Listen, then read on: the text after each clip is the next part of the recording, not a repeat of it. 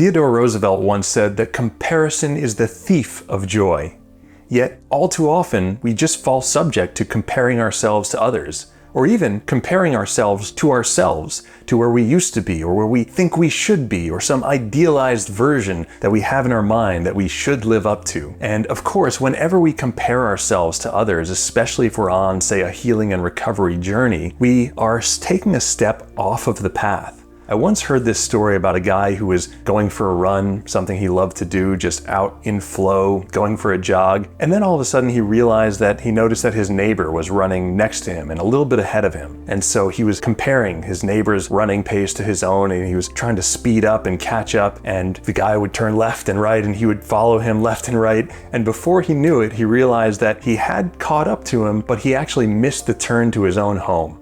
So I think this was a great analogy for the healing and recovery journey, and how when we start to think of it in a different light, it starts to make very little sense to compare ourselves. Now, just understanding this isn't going to make the comparison stop, but I want to share with you a few things that perhaps can help and reframe this idea. First and foremost, whenever we compare ourselves to anyone else, on some level, it's completely arbitrary. Let me ask you this question, and give this thought for a moment. Would you compare your thumbprint to the thumbprint of someone else? Would you look at their thumb and say, oh, man, I wish I had your thumbprint. It's so much better than my fingerprint. Of course not.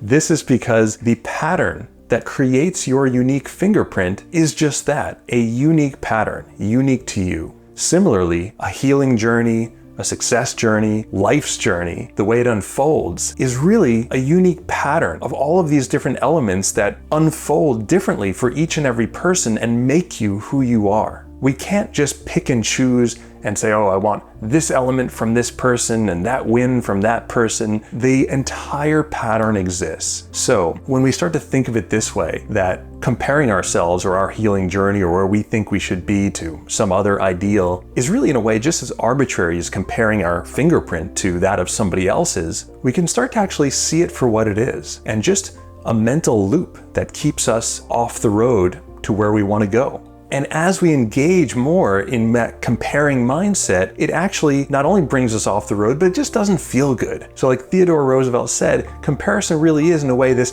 thief of joy. Okay, so what is the antithesis of comparison? What can we do if we find that we just are stuck in these loops, comparing ourselves to others or even to where we think we should be but aren't yet, right? Well, one of the things we can do is get absorbed in an activity in the present moment. If comparison brings us in one direction, thought loops, rumination, introspection, then flow brings us in the opposite direction. So a flow state is the opposite of comparison. If you think about it from this perspective, when we're stuck in comparison, the arrows of awareness are pointed inward. We're putting ourselves under the microscope, and it doesn't really feel good.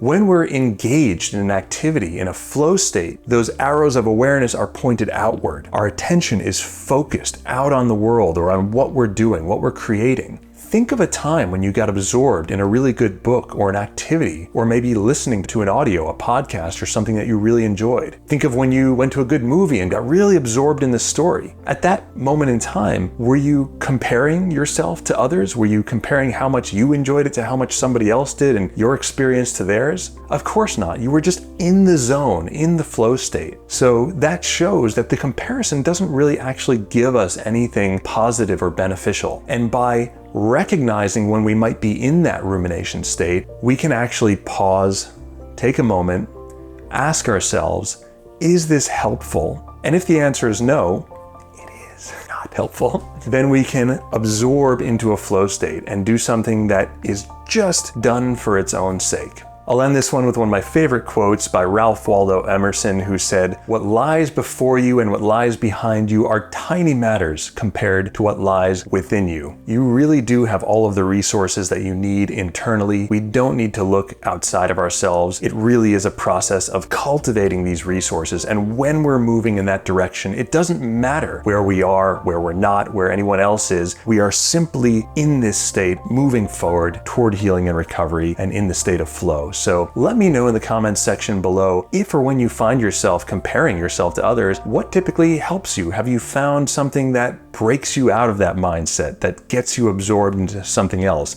Or feel free to just simply share an experience where you weren't even aware of anyone and comparison didn't even register on the radar for you. All right, I'm Ben Aarons, and I look forward to seeing you in the next video.